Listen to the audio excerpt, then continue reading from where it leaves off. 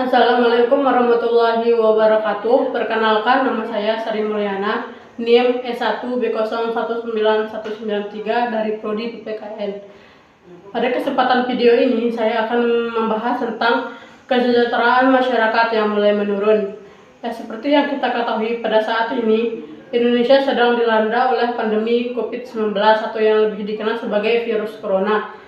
Yang menjadi perhatian publik sejak kemunculannya terdeteksi di Tiongkok untuk pertama kali di awal tahun 2020. Meninggalnya ribuan jiwa akibat virus ini membuatnya menjadi pusat perhatian banyak orang, termasuk Indonesia.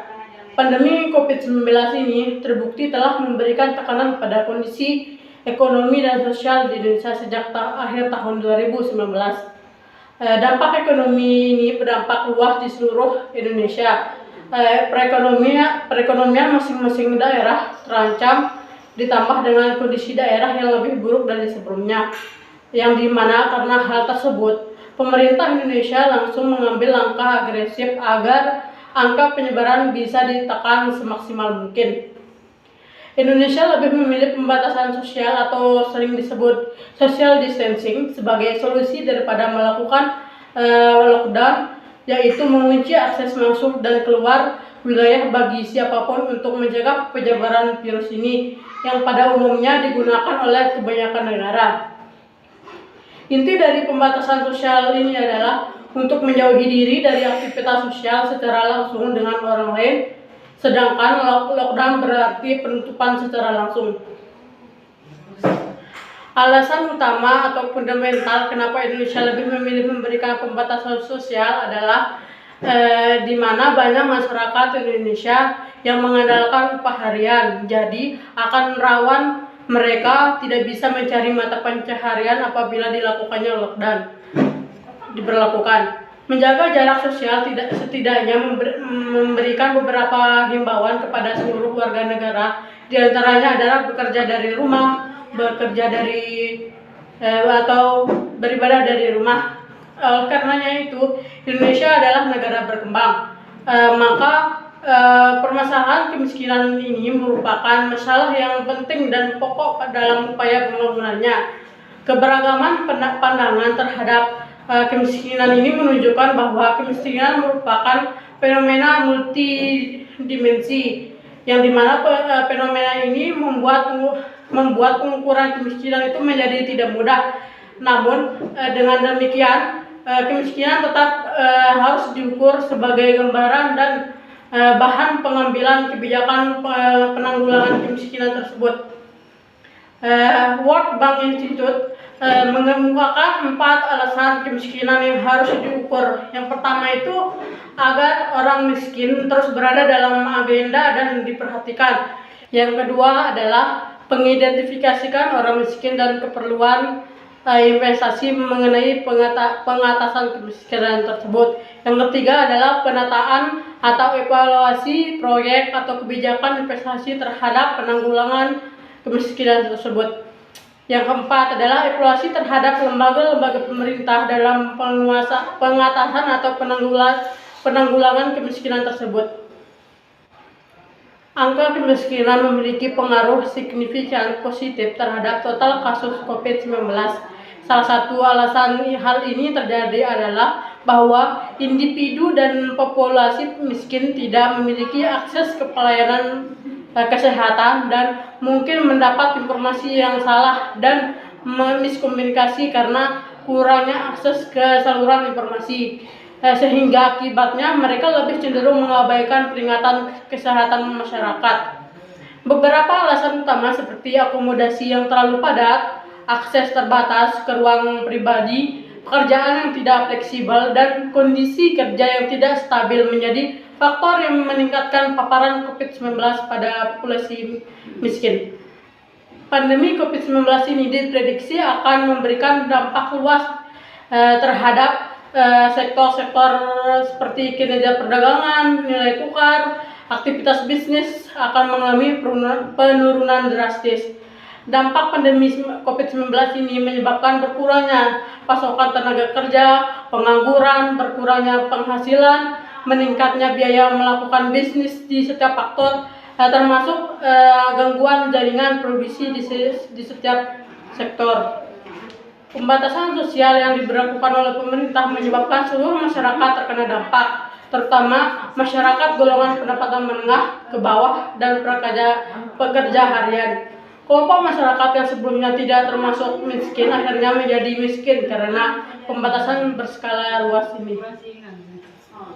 Strategi peningkatan kesejahteraan masyarakat di masa pandemi dalam perspektif teknologi.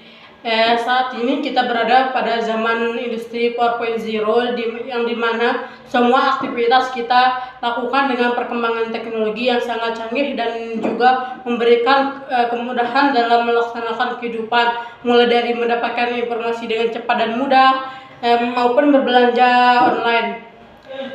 Teknologi digital saat ini yang hadir harus mampu kita manfaatkan dengan sebaik mungkin dan mampu untuk meningkatkan kesejahteraan masyarakat Indonesia yang saat ini sedang mengalami krisis ekonomi karena pandemi COVID-19 ini.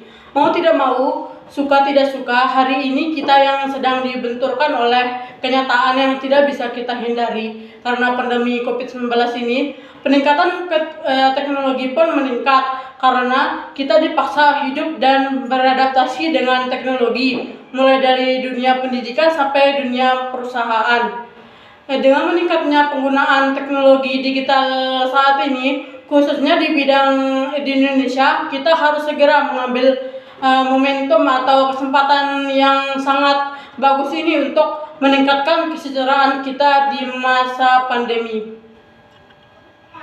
Teknologi sudah menjadi bagian dari hidup kita yang sudah tidak bisa dipisahkan saat ini, sehingga pasar digital menjadi menarik untuk kita mendapatkan penghasilan selain banyak digunakan oleh manusia. Teknologi juga membuat kita gampang dalam membuat usaha online, mulai dari makanan, pakaian, hingga sampai kebutuhan keluarga. Sehingga ini menjadi momentum atau kesempatan yang bagus untuk kita menjaga dan mampu bertahan dalam kondisi seperti ini. Jika kita mampu menggunakan teknologi digital saat ini, menggunakan pasar digital, saya akan merupakan peluang besar yang bisa digunakan untuk menghindari Indonesia dan permasalahan kesejahteraan sosial dan akan menjadi bagian dari solusi untuk meningkatkan kesejahteraan masyarakat Indonesia. Strategi peningkatan kesejahteraan masyarakat di masa pandemi dalam perspektif sosial. Pandemi COVID-19 ini sudah menjadi permasalahan khususnya di bidang kesejahteraan sosial yang dihadapi oleh bangsa Indonesia. Sehingga jika ini terus berlanjut panjang, maka akan menjadi dampak negatif terhadap negara Indonesia dan besar kemungkinan akan menambah jumlah kemiskinan di Indonesia.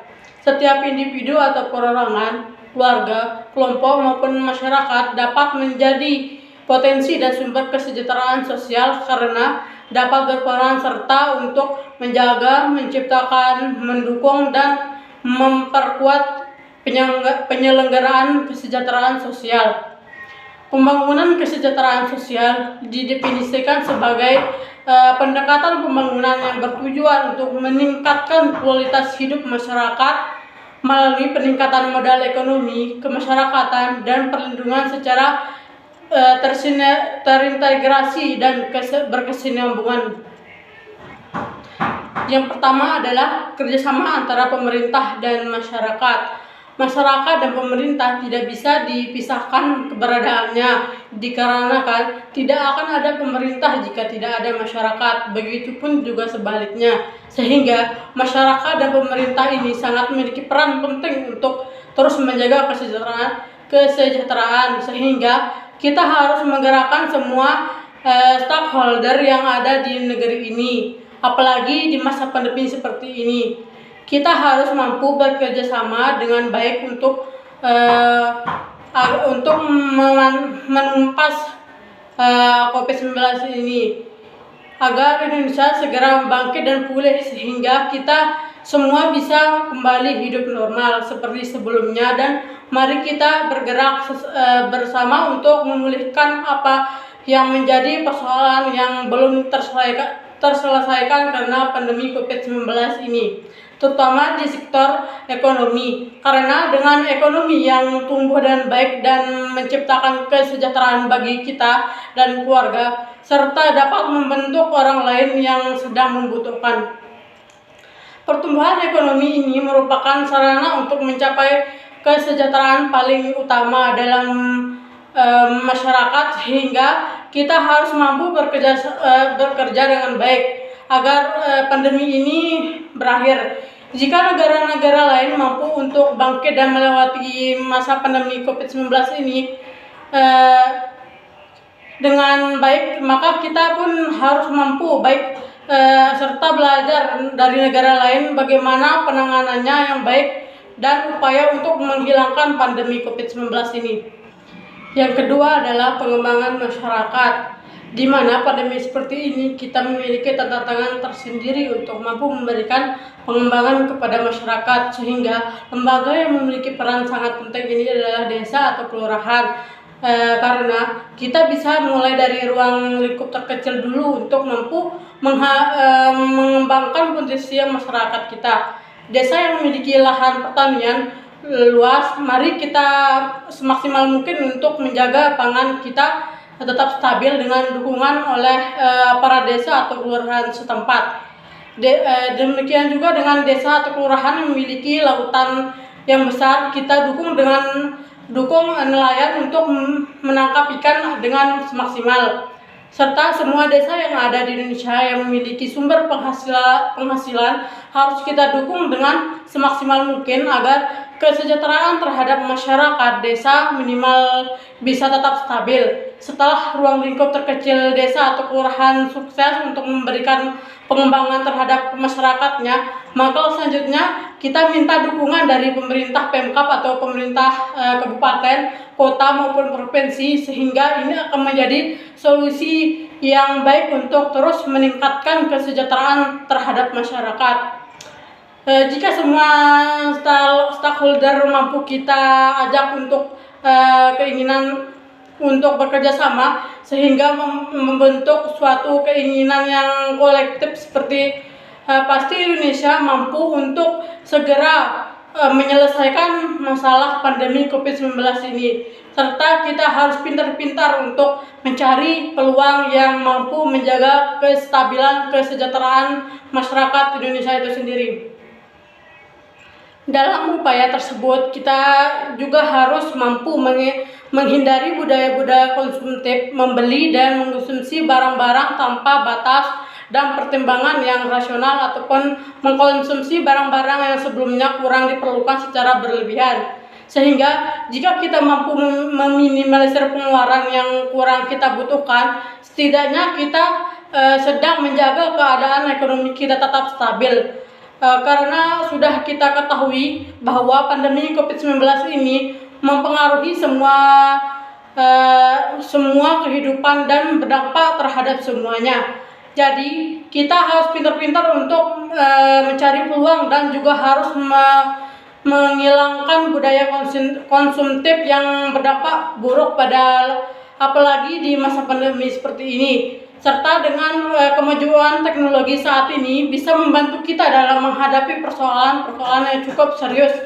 Salah satunya adalah di masa pandemi ini, jika kita mampu menggunakan teknologi dengan baik saat ini, sudah dipastikan kita akan mampu meningkatkan kesejahteraan masyarakat kita melalui teknologi digital dengan produk-produk yang bisa kita manfaatkan.